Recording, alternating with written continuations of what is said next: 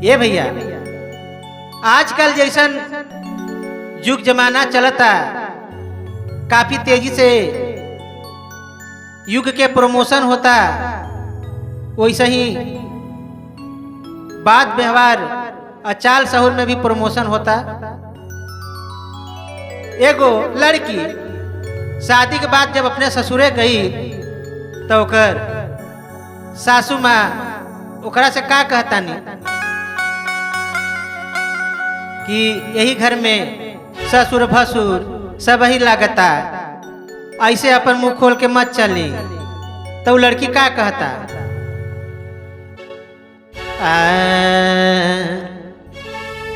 अरे शादी से पहले दिहली सबका के दिखाई। ए अम्मा जी सुनी, अरे शादी से पहले दिहली सबका के दिखाई, शादी से पहले दिहली सबका के दिखाई।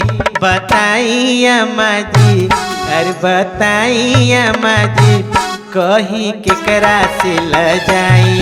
बताई अम्मा जी, कहीं केकरा से ल जाई।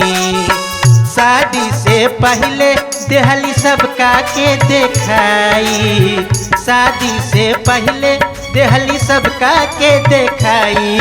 बताई अम्मा जी, अरे बताई अम्मा जी, कहीं केकरा से ल जाई। बताई अम्मा जी, कहीं केकरा से ल जाई। बताई अम्मा जी, कहीं केकरा से ल जाई।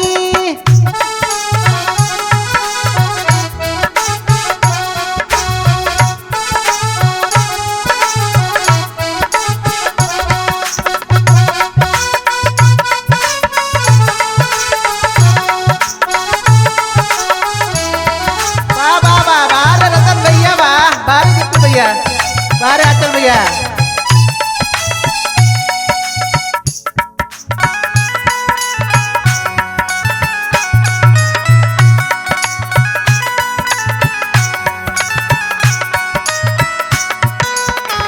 हमरा के देखे खातिर गईले भसुर दूनो।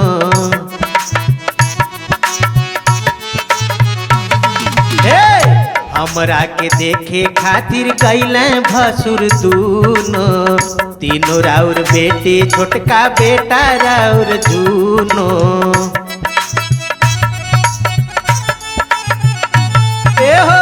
हमरा के देखे खातिर गईले भसुर दूनो, तीनों राउर बेटी छोटका बेटा राउर दूनो। ओ ससुर के हाथे, ससुर के हाथे उहवा खैली जब मिठाई। ससुर के हाथे उहवा खैली जब मिठाई। बताई अम्मा जी, अरे बताई अम्मा जी, कहीं केकरा से ल जाई। बताई अम्मा जी, कहीं केकरा से ल जाई। बताई अम्मा जी, कहीं केकरा से ल जाई।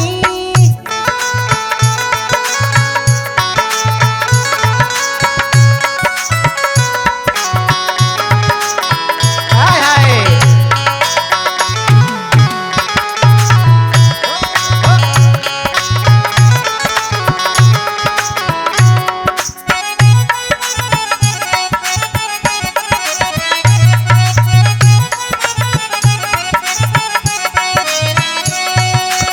सैया जी के मामा मौसा छूटल नहीं कोई।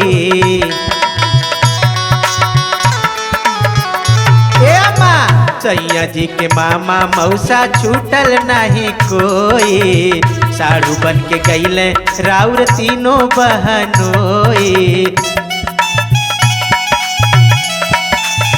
ए हो सैया जी के मामा मौसा छूटल नहीं कोई।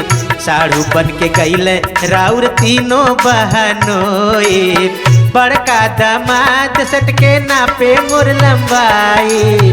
बड़का दामाद सटके ना पे मोर लंबाई। बताई अम्मा जी, अरे बताई अम्मा जी, कहीं केकरा से ल जाए। बताई अम्मा जी, कहीं केकरा से ल जाए। बताई अम्मा जी, कहीं केकरा से ल जाए। बताई अम्मा जी, कहीं केकरा से ल जाए।